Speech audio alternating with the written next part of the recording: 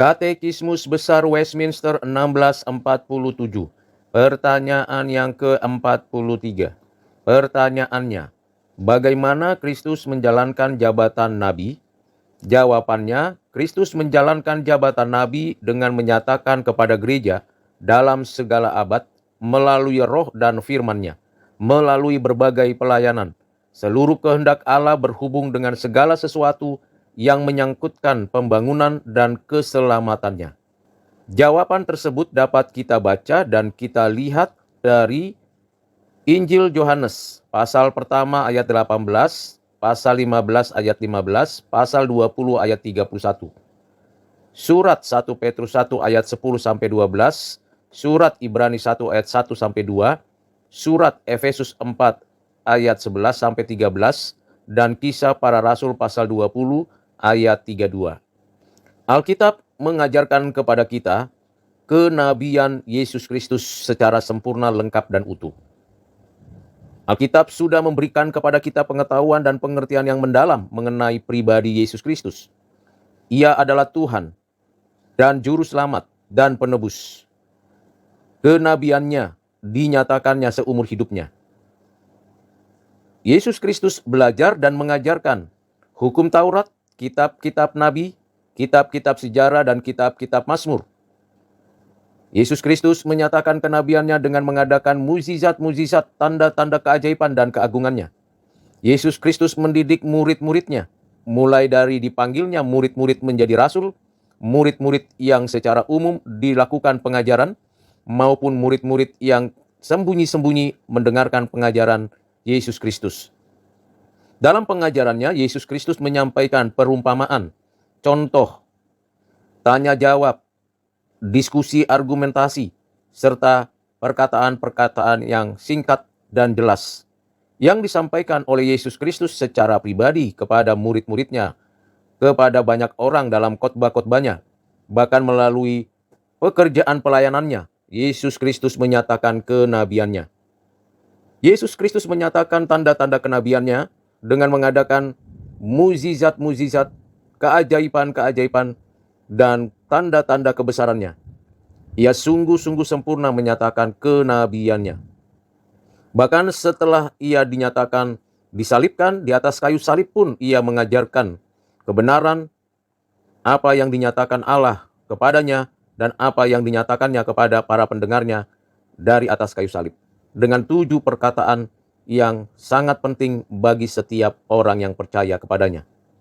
Setelah kebangkitannya, Yesus Kristus mengajarkan apa yang dinyatakannya sebelumnya dan menjelaskan selama 40 hari sebelum ia naik ke surga, duduk di sebelah kanan Allah dan akan datang kembali.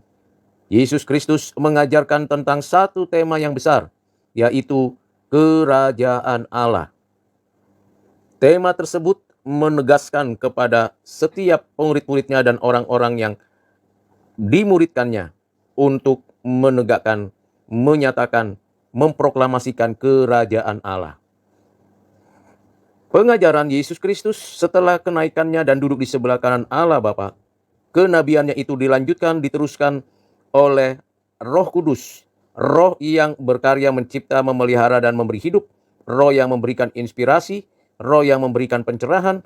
Roh Kuduslah yang memimpin setiap orang mengetahui, mengerti, dan mendapatkan kekuatan menjalankan firman Tuhan. Seluruh pengajaran Kristus, seluruh pengajaran yang disampaikan Kristus diajarkan lagi oleh Roh Kudus melalui firman-Nya, melalui perjanjian lama dan perjanjian baru. Dengan demikian, kenabian Yesus Kristus dilanjutkan secara utuh dan sempurna. Bahkan tanda-tanda keajaiban dan keagungan dinyatakan oleh Roh Kudus untuk mempertegas kenabian Yesus Kristus yang tetap bersifat kekal dan tidak berkesudahan. Jabatan kenabian Yesus Kristus adalah jabatan kenabian yang terakhir. Di perjanjian lama ada banyak nabi, baik nabi besar maupun nabi kecil. Di perjanjian baru ada juga nabi dan ada para rasul yang dipanggil diutusnya untuk menyaksikan kerajaan Allah, kerajaan surga kepada banyak orang di seluruh muka bumi. Yesus Kristus adalah nabi di atas segala nabi. Setelah itu tidak ada lagi orang yang dipanggil diutus menjadi nabi. Tidak ada lagi seseorang yang dapat meneruskan kenabian Yesus kecuali Roh Kudus. Dan jabatan kenabian itu berhenti pada diri Yesus Kristus karena ia adalah nabi di atas segala nabi. Ialah yang memanggil dan mengutus nabi-nabi dalam perjanjian lama.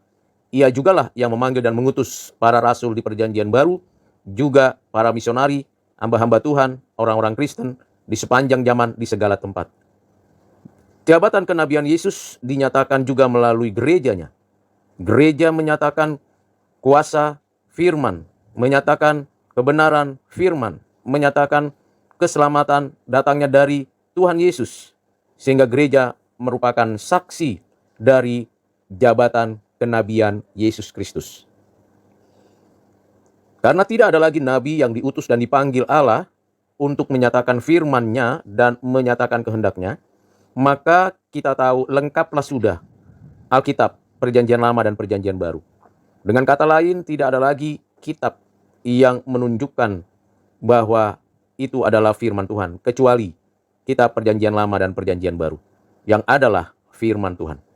Demikian, Kristus menjalankan jabatan kenabiannya, baik selama ia ada di bumi, sebagai manusia, juga setelah ia naik ke surga, yang dilanjutkan oleh Roh Kudus dan gerejanya. Kiranya pengajaran ini bermanfaat, berguna untuk kita semakin mencintai Tuhan dan mengasihi Tuhan. Tuhan memberkati kita. Amin.